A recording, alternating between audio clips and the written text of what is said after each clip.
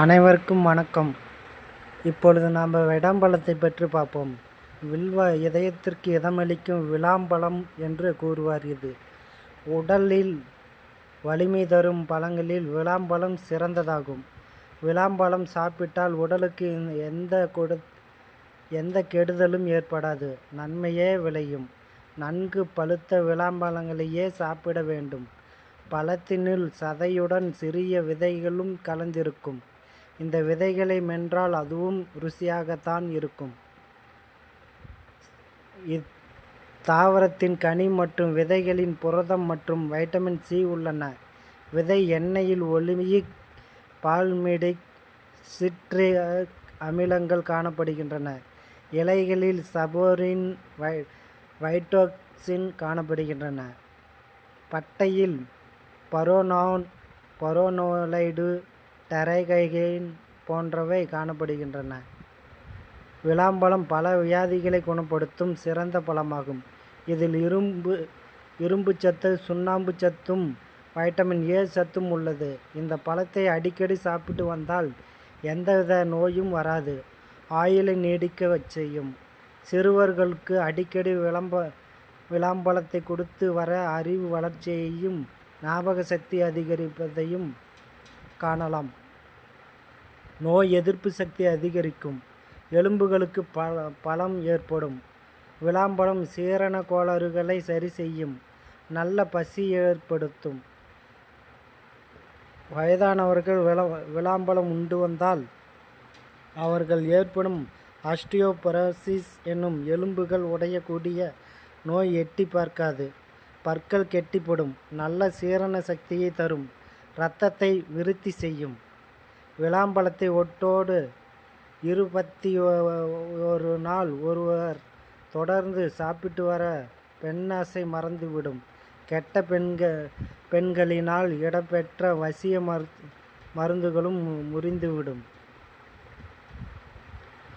பழக்காத விலங்காயை தண்ணீர் விட்டு அவித்து அதை உடைத்து உள்ளே உள்ள சதையை எடுத்து காலை வேளையில் மட்டும் 5 நாள் வரை தொடர்ந்து குடித்து வந்தால் சீதபேதி குணமடையும். வெறும் பேதியை கூட நிறுத்திவிடும் பேதிக்கு இது கைகண்ட மருந்து.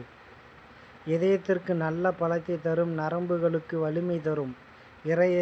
இதய துடிப்பை இயற்கையின் அளவை மாறுபடாமல் பாதுகாக்கும். அதிக சுண்ணாம்பு சத்து நிறைந்துள்ள பழமாகும். 1 அவுன்ஸ் விளாம்பழத்தில் B2 உயிர் சத்து இருக்கிறது. இந்த உயிர் சத்து நரம்புகளுக்கு இதயத்திற்கும் பலமளிக்கும். சீரண கருவிகளை தக்க நிலையில் பாதுகாக்கும். அறிவுக்கு பலம் தரும். மன சந்தோஷத்தையும் மன தைரியத்தையும் அளிக்கும்.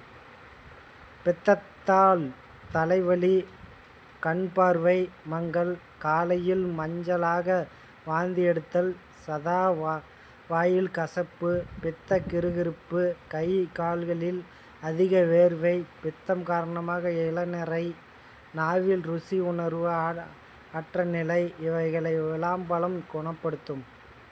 இப்பழத்துடன் வெல்லம் சேர்த்து பிசைந்து 21 நாட்கள் சாப்பிட்டு வந்தால் பித்தம் சம்பந்தமான அனைத்து கோளாறுகளும் குணமாகும். சர்க்கரையுடன் விளாம்பழத்தை பிசைந்து ஜாம் போல் சாப்பிட சீரண சக்தி அதிகரிக்கும். நன்கு பசிக்கும்.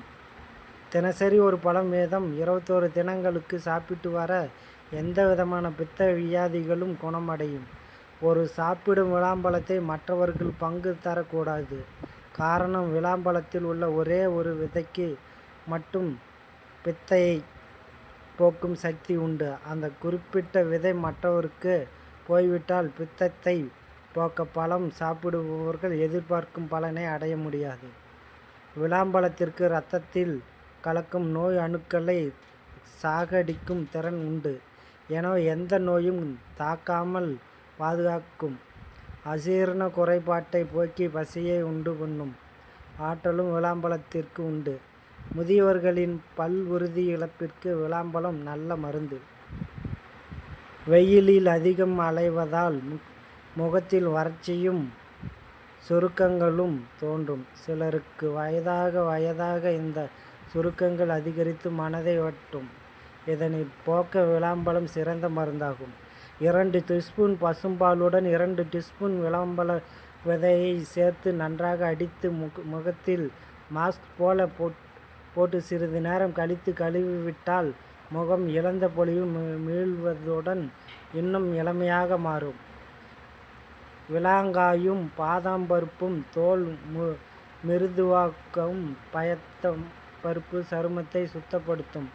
விளாம்பழத்தின் சதைப்பகுதியை தனியாக எடுத்து காய வைத்து அதனுடன் பார்லி, கஸ்தூரி, மஞ்சள், பலூன், கிழங்கு, காய்ந்த ரோஜா மொட்டு ஆகியவற்றை சம அளவு எடுத்து குளியல் பவுடராக பயன்படுத்தி வர முரட்டு தட்டிய தோல் மிருதுவாதவுடன் கரும் புள்ளிகளும் காணாமல் போகும். வறண்ட கூந்தல் இருப்பவர்களுக்கு அருமருந்து விளாம்பழத்தின் ஓடு, காய வைத்த உடைந்த விளாம்பழ மொட்டின் தோல், 100 கிராம் சீயக்காய், வெந்தயம் தலா 1/4 கிலோ இவற்றை அரைத்து தலையில் தேய்த்து குளித்து வர பஞ்சாக பரந்த கூந்தல் படிந்து பட்டாக பளபளக்கும். செம்பருத்தி இலை, விளாம் இலை சம அளவு எடுத்து அரைத்து தலைக்கு குளிக்க மூலிகை குளியல் போல அற்புத வாசனையுடன் இருக்கும். எண்ணெய், தீயாய், சீயக்காய் எதுவும் தேவையில்லை. கூந்தலும் சூப்பர் சுத்தமாகிவிடும். தயிருடன் விளாம் காயை பச்சடி போல் சேர்த்து சாப்பிட வாய் புண், அல்சர் குணமாகும். தசை வளர்ச்சி, உடல் வளர்ச்சிக்கு சத்தான பழமான இந்த விளாம்பழம் இரத்தத்தை சுத்திகரித்து இரத்த விருத்தியும் செய்கிற சிறப்பை உடையது. வெல்லத்துடன் விளாம்பழத்தை பிசறி சாப்பிட்டு வர நரம்பு தளர்ச்சி விரைவில் குணமடையும். விளாம்பழ மரத்தின் பிசினை நாட்டு மருந்து கடைகளில் கிடைக்கும். தொடர்ந்து சாப்பிட்டு வர பெண்களுக்கு ஏற்படும் அதிக இரத்தப்போக்கு, வெள்ளைப்படுதல் போன்ற பிரச்சனைகள் குணமாகும். விளாம் மர இலையை தண்ணீரில் போட்டு கொதிக்க வைத்து குடிக்க வாய் தொல்லை நீங்கும். மரப்பட்டையை பொடித்து தண்ணீரில் போட்டு கொதிக்க வைக்கவும். இந்த கஷாயத்தை வடிகட்டி குடிக்க வறட்டு இருமல், மூச்சு இழுப்பு, வாய்க்கசப்பு போன்றவை குணமாகும். வில்வ பழம், பீல் ஃப்ரூட் செரிமான கோளாறுகள், வயிற்றுப்புண், காஸ்ட்ரிக் உல்சர், மலச்சிக்கல் மற்றும் வயிற்றுப்போக்கு ஆகியவற்றை குணப்படுத்தும் மிகச்சிறந்த மருத்துவ குணம் கொண்ட பழமாகும். இது உடலில் நோய் எதிர்ப்பு சக்தியை அதிகரித்து கல்லீரல் ஆரோக்கியத்தை பாதுகாத்து நச்சுக்களை வெளியேற்ற உதவுகிறது. வில்வ பழத்தின் முக்கிய மருத்துவ பயன்கள். ஃப்ரூட் பெனிஃபிட்டின் தமிழ் பற்றி பார்ப்போம். இப்போது செரிமானம் மற்றும் குடல் ஆரோக்கியம். வில்வ பழத்தின் சார்ப மலச்சிக்கலை நீக்கி குடலில் ஏற்படும் புண்களை அல்சர் ஆற்றும் சிறந்த மலமிளக்கையாய் செயல்படுகின்றது. அல்சர் இருந்தால் கண்டிப்பாக இதை தினமும் சாப்பிட்டு வந்தால் போய்விடும். நாள்பற்ற வயிற்றுப்போக்கு மற்றும் வயிற்று வலியை குணப்படுத்த வில்வ பழம் நாட்டு மருத்துவத்தில் பரவலாக பயன்படுத்தப்படுகிறது. மஞ்சள் காமாலை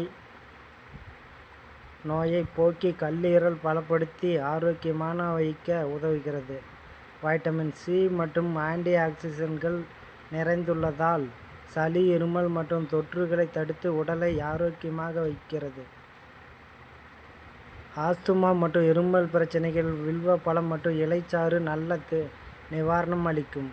பழத்தின் சதைப்பகுதியை தண்ணீரில் கலந்து சர்க்கரை அல்லது நாட்டு சர்க்கரை சேர்த்து அருந்தலாம். இலையை அரைத்து மோரில் கலந்து பருகலாம். காய்ந்த வில்வ பழப்பொடியை நீரில் கலந்து பருகலாம். ஓகே நண்பர்களே, மறக்காமல் சப்ஸ்கிரைப் பண்ணுங்கள், லைக் பண்ணுங்கள். நன்றி.